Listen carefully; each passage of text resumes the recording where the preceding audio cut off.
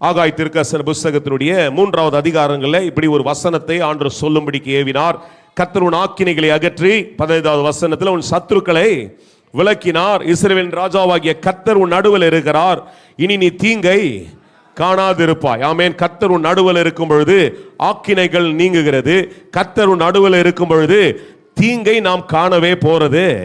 ஏன்னா தீங்குக்கு ஒரு சொல்யூஷன் என்னன்னா, இன்றைக்கு நிறைய நம்ம கண்கூடாய் சிலதை பார்க்கும்போது ஒரு காரியத்தை இன்னைக்கு சிலது ரொம்ப ஆச்சரியமா இருக்கும். இன்றைக்கு கண்டுபிடித்திருக்கிற சில இந்த ஆசிட் மாதிரி சில காரியங்களை பார்த்தீங்கன்னா, ஒரு காரியத்தை இருக்கிற இடத்துல அதை நீங்கள் போட்டிங்கன்னா அது அப்படியே வேனிஷ் ஆகிற அளவுக்கு என்ன பண்ணுதுங்க, அதுக்கு ஒரு சக்தி இருக்கிறது.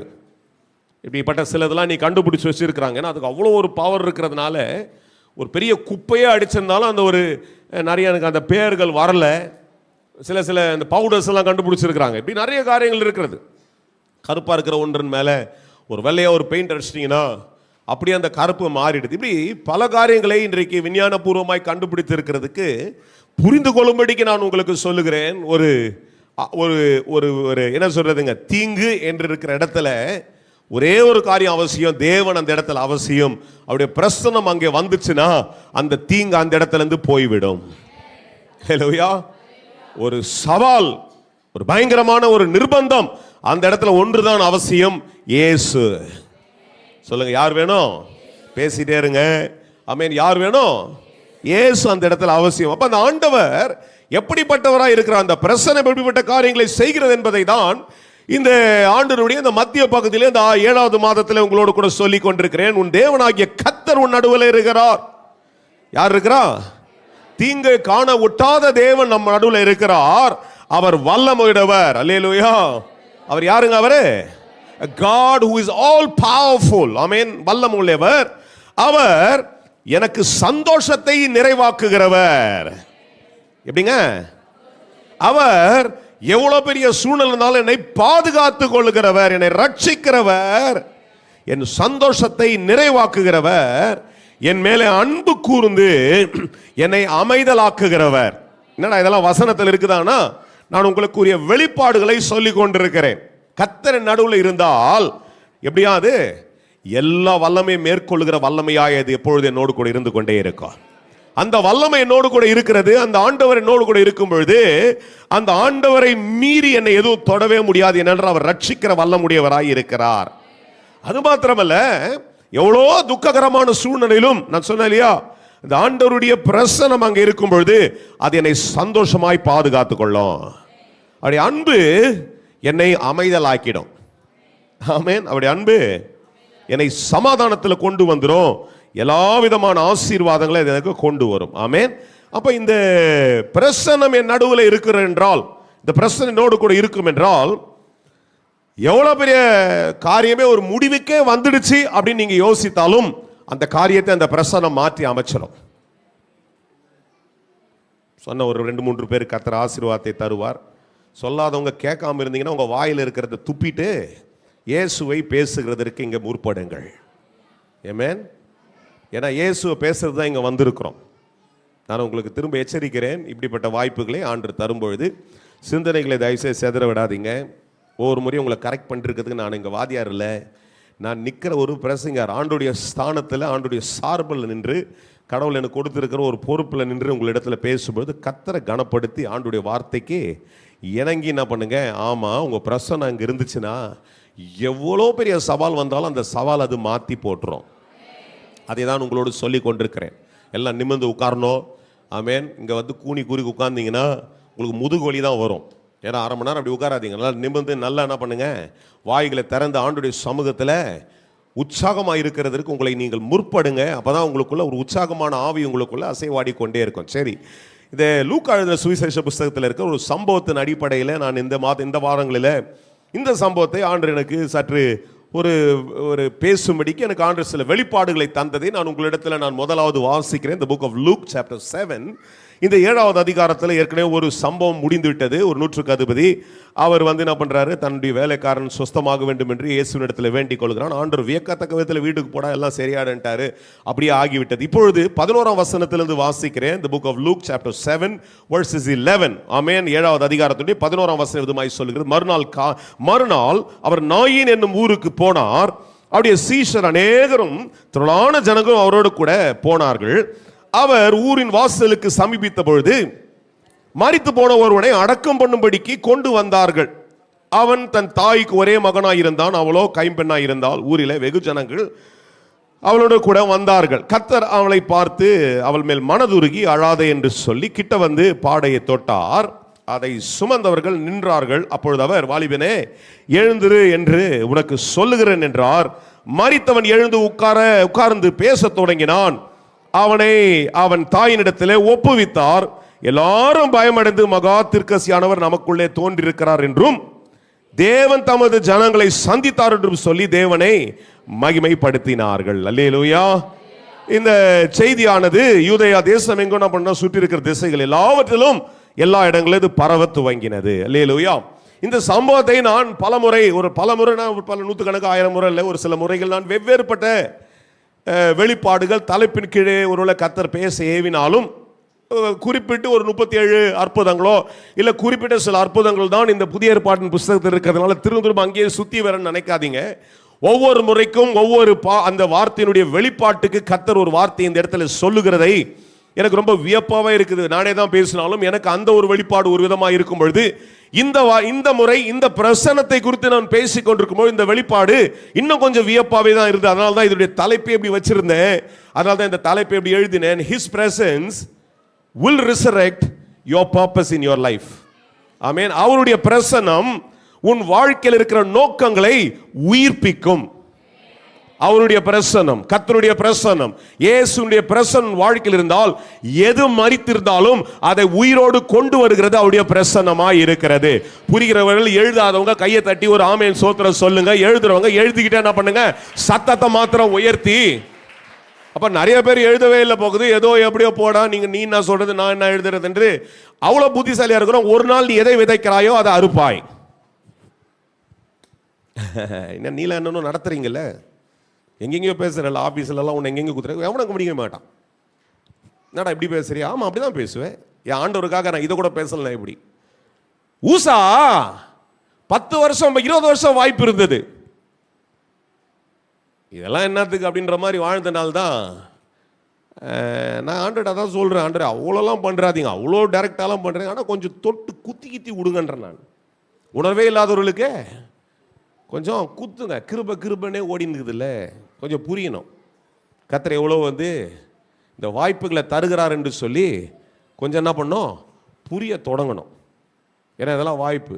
பிள்ளைகள், பெரியவர்கள், வயதானவர்கள் எல்லாருமே என்ன பண்ணுங்க, ஒவ்வொரு முறை சொல்கிறதையும் கொஞ்சம் எழுதி வச்சுங்க. இருக்கிற எவ்வளோ பெரிய புத்திசாலிகளோ இல்லை பெரிய ஏஐயோ இல்லை கம்ப்யூட்டரோ இங்கே எதுவும் இல்லை. நீங்கள் எல்லாருமே சாதாரண மனிதர்கள் தான். உங்களுடைய கெப்பாசிட்டி என்னான்ட்டு எனக்கு நல்லா தெரியும். அதனால் கர்த்தர் கொடுக்குற ஒரு வெளிப்பாட்டை எழுதி வைத்து ஜெபிங்க. எழுதி வைத்ததை என்ன பண்ணுங்க, ஜெபிங்க. எழுதி வைத்ததை சொல்லுங்க. எழுதி வைத்து என்ன பண்ணுங்க, அவருடைய பிரசன்னம் எது மரித்திருந்தாலும் என் வாழ்க்கையில் என்னை உயிர்ப்பிக்கும். அந்த சூழ்நிலையே அந்த மரணத்தையே உயிரோடு கொண்டு வந்துடும். இந்த நாய் என்ற ஊர் என்றால் அதனுடைய அர்த்தம் நான் கொஞ்சம் ஆராய்ச்சி பண்ணி பார்த்தேன். பிளசன்ட், மனமகிழ்ச்சி.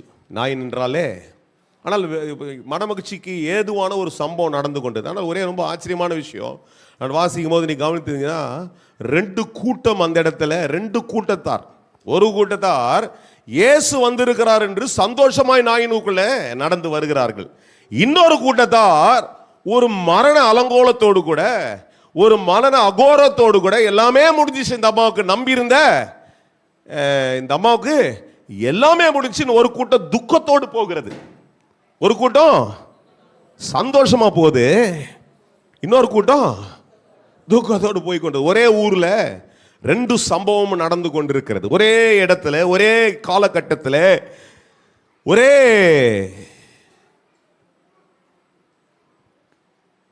நாளில் வெவ்வேறுபட்ட சூழ்நிலைகளை நீங்கள் சந்தித்து கொண்டே இருக்கலாம். ஆனால் அவருடைய பிரசன்னம் அங்கு இருக்கிறது என்றால் அது எல்லாவற்றையும் மாற்றி போடுகிறதுக்கு ஏதுவா இது மாற்ற முடியும். ஆமென். அப்போ பாருங்க, இது ரொம்ப அதான் ஆச்சரியமா இருந்தது. இந்த 11ஆம் வசனத்தில் வாசிக்கிறோம், நாயின் என்ன ஊருக்குள்ள அவர் போன உடனே அவருடைய சீஷர் அநேகரும் திரளான ஜனங்கள் என்ன பண்றாங்க, அப்போ ஒரு கூட்டம் அவர் கூட இருக்குது, பெரிய கூட்டம். இது என்னது? ஐயோ இயேசு வந்துக்கிறாரு, சூப்பர், பயங்கர சந்தோஷம். இப்போ எங்க ஏசாமி உள்ள வந்துட்டதுனால என்ன பண்ணுது, ஒரு பெரிய குருசைடு மாதிரி எல்லாரும் இயேசு ராஜா வந்து இருக்கிறார் எல்லாரும் கொண்டாடுவோன்ட்டு அங்க ஒரு கூட்டம் என்ன பண்ணுது, கொண்டாட்டத்துக்குள்ள இருக்கிறது. அதே ஊர்ல எவ்வளவு பெரிய ஊரா இருந்திருக்கும், ஒரு ஊர் ஒரே சத்தம் கேட்கக்கூடிய அளவுக்கு, ஒருத்தர் சத்தம் கேட்கக்கூடிய அளவுக்கு தான் என்ன பண்ற இருந்த ஊரா இருந்தது. நான் அதையும் கொஞ்சம் வாசித்து பார்த்தேன், எவ்வளவு பெரிய ஊரா இருந்திருக்கும், சத்தம் கேட்டுக்கொள்கிற அளவுக்கு தான் அது ஒரே ஒரு எல்லைக்குள் இருக்கிறது. ஆனால் அதே ஊரின் வாசல்ல ஒரு தாய், அந்த 11ஆம் வசனத்தில் பார்க்குறீங்க, 12ஆம் வசனத்தில் என்ன பார்க்குறீங்க, வெகு ஜனங்களும் அவரோடு கூட வருகிறார்கள். யாரு கூட? செத்து போன இந்த பாடையோடு கூட, செத்து போன ஆமா அந்த குடும்பத்தோடு கூட இன்னொரு கூட்டமும் இருந்து கொண்டே இருக்கிறது. ஒரே இடத்துல ஒரே காலகட்டங்களில், நான் தான் திரும்ப இதை வாசிக்கும் போது யோசிச்சு கொண்டு, ஒரே காலகட்டத்தில் இயேசுவும் இருக்கிறாரு, அதே காலகட்டத்தில் நமக்கு ஒரு வலியும் வேதனையும் ஒரு பிரச்சனையும் என்ன பண்ணுது, இருந்து கொண்டே இருக்கிறதை நாம் பார்த்து கொண்டே இருக்கிறோம். ஆனால் அதுக்கு எல்லாவற்றுக்கும் ஒரு சொல்யூஷன் என்னவென்றால், இயேசு இருக்கும் பொழுது, ஆமென், எவ்வளோ பெரிய சூழ்நிலைனாலும் இயேசு அங்கே இருக்கிறார் அப்படின்றால் எதை குறித்தும் பயப்பட வேண்டிய அவசியம் இல்லை. நான் வாசிக்குமே எனக்கு ரொம்ப புரிஞ்சுது, எனக்கு ரொம்ப ஆறுதலாக இருக்கிறது என்னன்னா, இயேசு என் கூட இருக்கிறார் என்றால், இயேசு என் கூட இருக்கும் பொழுதே இதுவும் என்ன பண்ணுது, சைமல்டேனியஸ்லி இன்னொரு பக்கத்தில் இதுவும் என்ன பண்ணுது, செயல்பட்டு கொண்டே தான் இருக்கிறது. எது செயல்பட்டு கொண்டு இருக்குது? என்னை எதிர்க்கிற ஒரு சக்தி, எனக்கு பயமுறுத்துகிற ஒரு சக்தி, என்னை என்ன பண்ணுதுங்க, சில மரண பயங்களை கொடுக்கிற ஒரு விதமான ஒரு சக்தி என்ன பண்ணுது, இயங்கி கொண்டே இருக்கிறது. ஆனால் அதோடு கூட இயேசுவும் கூடவே தான் இருக்கிறாரு. இப்ப நான் எதை பார்க்க வேண்டும்? இதை அல்ல, இதை கடந்து இருக்கிற ஒரு வல்லமையை நான் பார்க்க வேண்டும். அதை தான் இந்த காலகட்டங்களில் உங்களோடு பேசிக் கொண்டிருக்கிறேன். இங்க இருக்கிற எல்லாருக்குமே நான் பேசுகிறது ஒத்து வரும். We are facing these two things in our life. One, we also face the power, the presence of Jesus. At the same time, we also go through pain, we go through problems. அதே காலகட்டத்தில் வலிகளும் வேதனைகளும் மாறிய பலவிதமான சவால்கள் போகும் பொழுது, இந்த சூழ்நிலை, இந்த ஊர் என்று சொல்லுகிறது ஒரு மனுஷனுடைய ஒரு சூழ்நிலையாய் வைத்துக் கொள்ளுங்கள். இந்த ஊர் என்கிறது, நாய் என்ற ஊர் என்றது ஒரு மனுஷன் எப்படி இருக்க வேண்டும் என்று ஒரு வர்ணனை. நாய், அதான் நாய் என்னன்னு எனக்கு உடனே டக்குன்னு தோணுச்சு. I said when I went and just slightly just did a Google ஒரு ரிசர்ச் பண்ணி பார்க்கும்போது, it says நாயின் resembles pleasantness. நாய் என்றால் பிளசன்டானது, சந்தோஷமா இருக்கணும், சமாதானமா இருக்கணும் அப்படின்ற அந்த இடம். ஆனால் it became a place of sorrow for a family. ஆமென். ஒரு குடும்பத்துக்கு அது துக்கத்தின் இடமாய் மாறிவிட்டது. ஆனால் அதே இடத்துல என்ன பண்றார், இயேசு அங்கே இருக்கிறார். இந்த ராத்திரியில் தேவ பிள்ளைகளே, அருமையானவர்களே, இன்றைக்கு நீங்கள் உங்களுக்கு நடக்கிற இந்த ரெண்டு சம்பவத்தில் ரெண்டு காரியங்கள், two extremes, there are two forces that is working in your life. உன் வாழ்க்கையில ரெண்டு காரியங்கள் செயல்பட்டு கொண்டே இருக்கிறது. ஒன்று, இயேசு உன்னோடு கூட இருக்கிறார். இரண்டாவது, உன் பிரச்சனை, உன் வலிகள், உன் வேதனை, உன்னுடைய சில வியாதி உன்னோடு கூட இருந்து கொண்டே இருக்கிறது. எதை நீ பார்க்கணும்? இயேசுவை பார்க்க வேண்டும். எதை பார்க்கணும்? இயேசுவை நீ பார்ப்பாய் என்றால் அதுதான் சூப்பர் பவர், அதுதான் நிரந்தரமான ஒரு சக்தி, அதுதான் நிரந்தரமானது. என்னதுங்க? இயேசுதான் அது நிரந்தரமானது. ஆமென். அதனால தான் இந்த ராத்திரியில் ஆண்டவர் இதை எனக்கு பேசும்படிக்கு ஏவினார் என்று நான் நம்புகிறேன். ஆமென். அப்போ நம்பர் 1, ஆமென், இயேசு அவருடைய பிரசன்னம் உன்னோடு இருக்கும் பொழுது நீ கடந்து வந்து கொண்டிருக்கிற, இல்ல நீ சந்தித்து கொண்டிருக்கிற இன்னொரு வல்லமை இருக்குது, இன்னொரு ஒரு சவால்னு ஒன்று இருக்குது, இன்னொரு வேதனைன்னு ஒன்று சொல்றோம் இல்லையா, அதை number 1, okay, I want to give you 3-4 points and just conclude. Okay, ஒன்று, his presence recognize your pain. ஆமென். அவருடைய பிரசன்னம் நீ எந்த வேதனை ஊடாய் கடந்து வருகிறாய் என்பதை அது என்ன பண்ணுதுன்னா அறிந்து இருக்கிறது. நீங்க வேணா நினைச்சுக்கலாம், நம்ம வாசிக்கும் போது நமக்கு தற்செயலா இயேசு ஒருவேளை வரார் போகுது, ஒரு ஷெட்யூல் பண்ணிட்டு இன்னைக்கு கலிலியா வந்து புறப்பட்டு கானா ஊருக்கு போயிட்டு கானா ஊர்ல இருந்து நாயினுக்கு வந்தார் போகுது. நான் மேப்பில் பிரகாரம் பேசல, ஒரு உதாரணத்துக்காக சொல்லி கொண்டிருக்கிறேன். ஓகே, இன்னைக்கு ஷெட்யூலில் நிறைய பேருக்கு ஒரு மீட்டிங் ஷெட்யூல் இருக்குது இல்லையா? திங்கக்கிழமை இங்கே, செவ்வாய்க்கிழமைங்க, புதன்கிழமைங்க, அப்படி ஒருவேளை ஷெட்யூலில் வந்தார் அப்படின்னு சொல்லி அப்படி ஒருவேளை தோணலாம். நான் அந்த ரிசர்ச் பண்ணலை. ஆனால் எனக்கு ஒன்று புரிந்தது என்னவென்றால், ஒரு பயங்கரமான ஒரு வேதனை, ஒரு அழுகை போய்கொண்டே இருக்கிறது. இப்பொழுது நான் அதை அங்கீகரிக்க, அதை நான் எப்படியாவது என்ன பண்ணோம், உணர்ந்திருக்கிறேன் என்பதற்காக என் வல்லமை அந்த இடத்துல கொண்டு வருகிறேன் என்று கர்த்தர் கொண்டு வருகிறார். கதையை வாச கதை புரிஞ்சிச்சு. ஒரு அம்மா, ஒரே பிள்ளை, தெரியாதவளுக்கு என்னத்த பேசுறேன்ற பேக்ரவுண்டை பேசிடுறேன். ஒரே பிள்ளை, அந்த ஒரு பிள்ளையோட வருமானம் தான், அந்த ஒரு பிள்ளை தான் அதுக்கு ஆதரவு, அந்த ஒரு பிள்ளை தான் இமோஷனு, உணர்வு அதுதான் ஆதரவு, அதுதான் பைசா, எல்லாமே அதுதான். அந்த பிள்ளையும் மறிச்சு போயிட்டான் ஒரு வாலிப பையன். இப்போ எப்படி இருந்திருக்கும்? உலகமே இருந்துட்டு இருக்கும். அவ்வளோ பெரிய ஒரு வேதனையோடு கூட அந்த அம்மா கடந்து வருது. அப்படிப்பட்ட ஒரு சூழ்நிலையில் நான் அந்த சம்பவத்தை, அந்த சூழ்நிலை தான் இயேசு வருகிறார், அதை தான் பேசி கொண்டிருக்கிறேன். ரைட்டுங்களா? இப்போ இன்னைக்கு இந்த ராத்திரில உங்களுடைய சூழ்நிலை காரணம் இல்லாமல் இந்த ராத்திரில் ஆண்டு இந்த வார்த்தையை பேச மாட்டார். ஒரு சூழ்நிலையோட நீ கடந்து வருகிறாய் என்பது, ஏன்னா எனக்கு நல்லா தெரியும். நான் ஆராதனையில் இருக்கும்போது ஆண்டு தெளிவாய் திரும்ப சொல்லி கொண்டிருந்தது என்ற ஆவியில ஒரு விதமான நெருக்கத்தோடு கூட, ஒரு விதமான, அதாவது எப்படி சொல்றது, எனம் காணாத, விவரிக்க முடியாத ஒரு பயங்கரமான ஒரு வேதனையோடு கூட கடந்து வருகிறவர்களுக்காக இந்த வார்த்தையை நான் பேசுகிறேன் என்று கர்த்தர் சொல்லுகிறார். அப்ப நீங்க போய் கொண்டிருக்கிற அது, உங்களுக்கு எல்லாருக்கும் மரண வீட்டில் இருந்திருப்போம், மரணத்தை கடந்து வந்து மரணத்துடைய ஒரு சவால்களை பார்த்து இருக்கிறோம். நம்முடைய குடும்பத்தில் யாரோ ஒருத்தர் எப்படியோ ஒரு கட்டத்தை கடந்து வரும்பொழுது நாம் அந்த வேதனை எப்படிப்பட்டது என்பதை அறிந்திருக்கிறோம். அப்போ அதை புரிஞ்சுக்கிட்டே என்ன பண்ணுங்க, கொஞ்சம் இந்த அம்மாவுடைய வேதனை எவ்வளவு இருந்திருக்கும். ஆனால் அதன் நடுவில் இயேசு அங்க என்ன பண்றாரு, இருக்கிறார். அல்லேலூயா. இயேசு என்ன பண்றாருங்க, அங்கே இருக்கிறார். அப்போ நம்பர் 1, ஆமென். 13வது வசனத்தில் வாசிக்கிறோம். அதாவது ரெண்டு கூட்டம், ஒரு கூட்டம் என்ஜாய் பண்ணிக்குது, இன்னொரு கூட்டம் துக்கத்தில் இருக்குதுன்னு இல்லை. அந்த துக்கத்தின் நடுவில் இயேசு என்ன பண்றாரு, இருக்கிறார். அதை அங்கீகரிக்கும்படிக்கு என்ன பண்றாரு, அங்கே நிற்கிறார். 13வது வசனத்தை பார்க்கும்போது சொல்றாரு, இயேசு அவளை பார்த்து அவள் மேல் என்ன பண்றாரு, மனதுருகி. அல்லேலூயா. அவருடைய பிரசன்னம் உன் சூழ்நிலையை கூர்ந்து பார்க்கிறதா இருக்கிறது. சொல்லுங்க, சொல்லுங்க. அப்படியே ஜபத்தோடு பேசிட்டு எழுதுங்க, பேச்சோடு சொல்லிட்டே இருங்க. என் சூழ்நிலையை என்றைக்கு அவருடைய பிரசன்னத்தை நான் அனுமதிக்கிறேனோ, நான் ஞாயிற்றுக்கிழமைகளே அந்த பிரசன்னத்துக்கு நாளை கூட நான் கர்த்தர் கொடுக்கிற வாய்ப்பில் ஆண்டு எனக்கு ஜீவனை தருவார், நான் பிரசங்கிப்பேன் என்றால் அதை தான் நான் தொடர்ந்து பேசுவேன். The more you make room for his presence, the more you will see his power. எவ்வளவு அவருடைய பிரசன்னத்துக்கு நீ இடம் கொடுக்கிறாயோ அவ்வளவு கர்த்தருடைய வல்லமையை பார்க்க முடியும். அதை தான் நான் எனக்கு கர்த்தர் சொல்லி இருக்கிறார், அதை தான் நான் எழுதி கொண்டிருக்கிறேன்.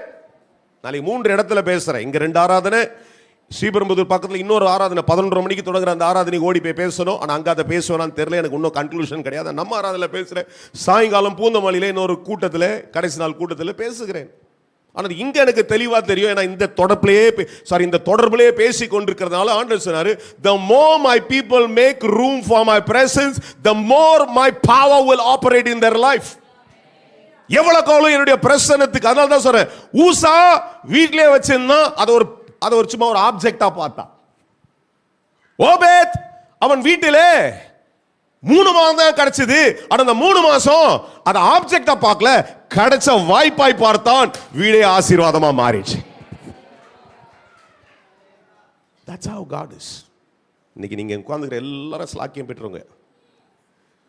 ஏதோ பிரசங்கிக்கிற நான் மாத்திரம் இல்லை, இங்க இருக்கிற ஒவ்வொரு பிள்ளைகளும் பெரியவர்களும் நமக்கு கிடைச்சிருக்கிற ஒரு வாய்ப்பாய் பார்த்து கர்த்தர் கொடுத்துருக்கிற ஸ்லாக்கியமாய் பாருங்க.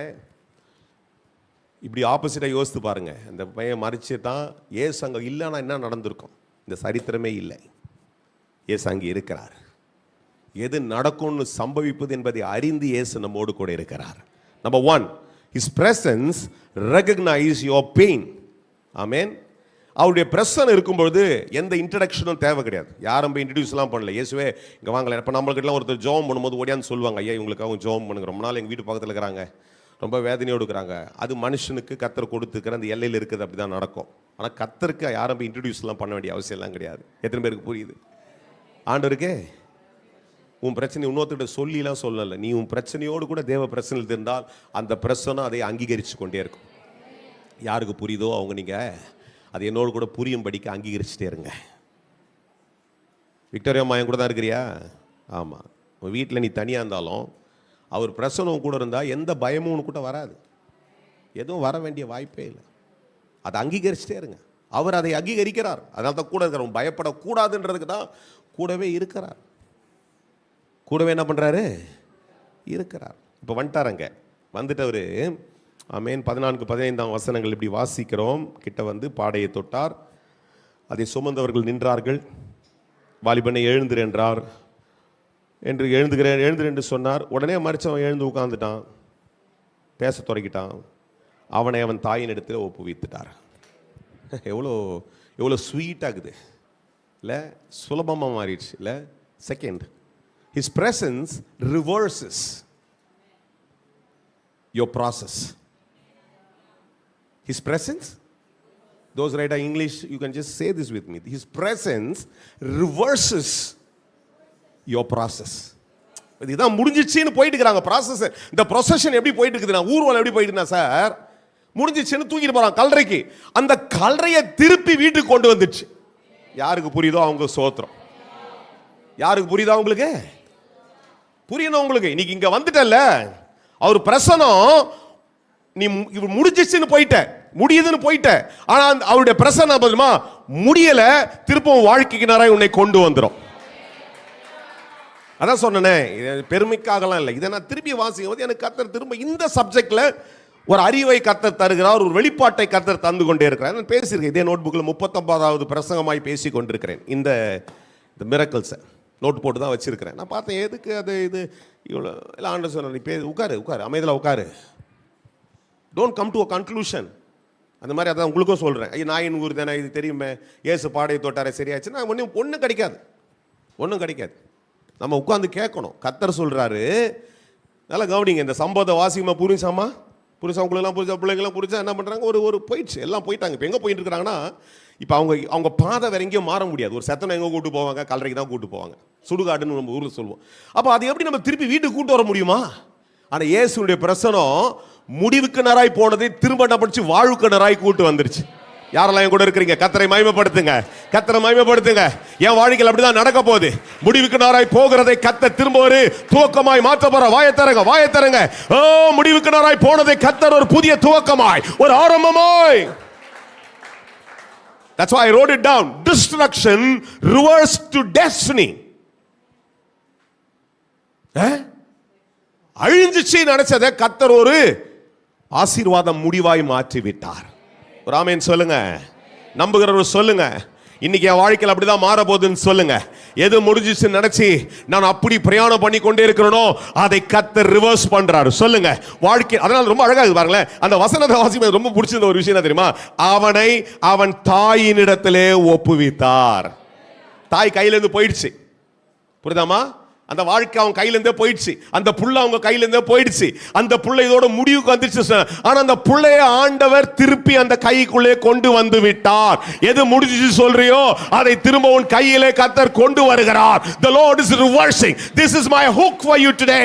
இன்னைக்கு இந்த ராத்திரியிலே இதுதான் என்னுடைய முக்கியமான ஒரு கொக்கியா உன் மேல மாற்றேன். ஒரு ஆவிக்குரிய ஒரு வெளிப்பாடாய் உன் மேல மாற்றேன்.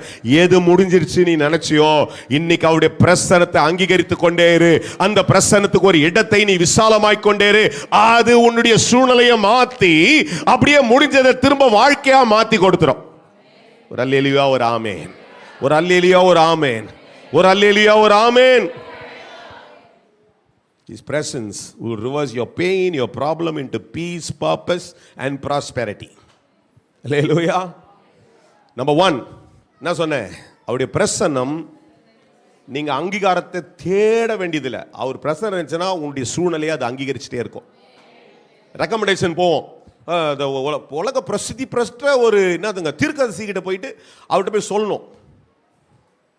அவரா சொல்ல மாட்டார், இவரு சொல்லுவார் பக்கமா. அதுக்கப்புறம் அவர் அதுக்கு ஒரு தீர்க்கதரிசனம் சொல்லுவார். அது என்ன பொறுத்த மட்டும் தீர்க்கதரிசனமா தெரியல. பிரசன்னம் கூட இருந்துச்சுன்னா நீ எதுவுமே விளக்க வேண்டியதே இல்லை. உன்னுடைய சூழ்நிலையை அது அங்கீகரிக்கும். புரிந்தவர்களுக்காய் ஸ்தோத்திரம். புரியாதவர்கள் புரிந்து கொள்ளுங்க. எதை அனுமதிங்க? இந்த கர்த்தரின் நடுவில் இருக்க வேண்டும். எது இருக்கணும் சொல்லுங்க, சத்தம் போட்டு சொல்லுங்க ஐயா. கர்த்தரின் நடுவில் இருக்கணும். கர்த்தரின் வீட்டில் இருக்கணும். கர்த்தரின் வேலையில் இருக்கணும். கர்த்தரின் பைக்கில் இருக்கணும். கர்த்தர் என் கிச்சனில் நிற்கணும், கர்த்தர் என் படுக்கையில் இருக்கணும். கர்த்தர் என் கூட இருந்தா எல்லாமே நல்லா இருக்கும். சொல்லுங்க, கர்த்தர் என் கூட இருந்தா. மூன்றாவது 15வது வசனத்தை வாசிக்கிறேன் திரும்ப. மரித்தவனை எழுந்து உட்கார்ந்து பேச தொடங்கினான். அவர் என்ன பண்ணாரு? தாயினிடத்துல his presence restores your purpose. Reverse பண்றது மாத்திரம் இல்ல, முடிஞ்சதை திருப்பி விட்டுட்டு ரிவர்ஸ் ஒரு வார்த்தை, அடுத்த ஒரு வார்த்தை ரெஸ்டோர் பண்ணும், திரும்ப கட்டிவிடும். உடைந்ததை சொல்லுங்க, உடைந்ததை ஆமா கட்டிடும். சொல்லுங்க, அவருடைய பிரசன்னம் உடைந்ததை கட்டிவிடும். சொல்லுங்க, அவருடைய பிரசன்னம் உடைந்ததை கட்டிவிடும். அவருடைய பிரசன்னம் எவ்வளவு பெரிய உடைஞ்சிருந்தாலும் சரி, திரும்ப கட்டி ஒரு நோக்கமாய் மாற்றிவிடும், ஒரு பெரிய தீர்வாய் மாற்றிவிடும், ஒரு பெரிய ஆசீர்வாதமாய் மாற்றிவிடும். 16-17 வசனங்களை வாசிக்கும் பொழுது பாருங்க, 3 விஷயங்களை சொன்னேன். ஆமென். His presence recognize your pain, your problem. ரெண்டாவது சொன்னேன், அவருடைய பிரசன்னம், His presence reverses your procession, your process. ஒரு ப்ராசஸ் போட்டு நம்ம வச்சிட்டோம், அவ்வளோதான். இனி லோனும் கிடைக்கல, ஒன்றும் கிடைக்கல, அவ்வளோதான், இது முடிஞ்சிச்சு. அது நம்ம ஒரு ப்ராசஸ் போட்டு ஒரு ப்ராசஸோடு பாட்டு க்ளோஸ் பண்ணுற லெவலுக்கு வந்துட்டோம், அவ்வளோதான். இனிமேல் இந்த வீட்டை வாங்கவே முடியாது, இனி அவ்வளோதான், அது முடிஞ்சிச்சு, அவ்வளோதான். ஏன்னா நம்ம சேலரி இவ்வளோ சொல்லிட்டான், நமக்கு இது முடியாதுன்னு சொல்லிட்டான், சிபில் ஸ்கோர் இப்படி சொல்லிட்டான். உதாரணத்துக்கு சொல்கிறதெல்லாம் புரிஞ்சுங்க. சிபில் ஸ்கோர் இப்படி சொல்லிட்டான், சிபில்னானது அவன் ஒரு கணக்கு போட்டு வச்சுருப்பான். உனக்குலாம் லோனு கொடுத்தா நீ கட்டவே மாட்டேன், நீயே ஒரு ஓட்டாண்டியாகிற, உனக்கு எப்படி தரது, இப்படி என்ன பண்ணுறான், ஒரு வச்சுட்டான் ப்ராசஸ். நீ என்ன பண்ண, அந்த ப்ராசஸை அப்படியே வச்சுட்டு அவ்வளோதான், அப்படி போய் முட்டிக்கிட்டு நிற்கிற. இப்போ ஆண்டவர் சொல்கிறார், என் பிரசன்னம் அங்கே இருக்குது, அப்படியே என்ன பண்ணுது, அப்படியே திருப்பி விட்டு எங்க நீ வாங்கணும்னு நினைச்சு அங்க இருந்து நிக்க வச்சு உன்னை வாங்க வச்சிடும். அல்லேலூயா. அதுதான் இன்னைக்கு ரொம்ப பிடிச்சிருந்த ஒரு வார்த்தை, அதுதான் ரொம்ப பிடிச்சிருந்துச்சு. நான் பேசுகிறதுக்கு ஒரு காரணம், நான் ரொம்ப உற்சாகமாய் ஊக்கப்பட்டதுக்கு ஒரு காரணம், அப்படியே பிரச்சனை என் கூட இருந்துச்சுன்னா எதை வேணாலும் திருப்பி எனக்குள்ள கட்டி எழுப்பிடும், உடைந்ததை கட்டி எழுப்பிவிடும். அல்லேலூயா.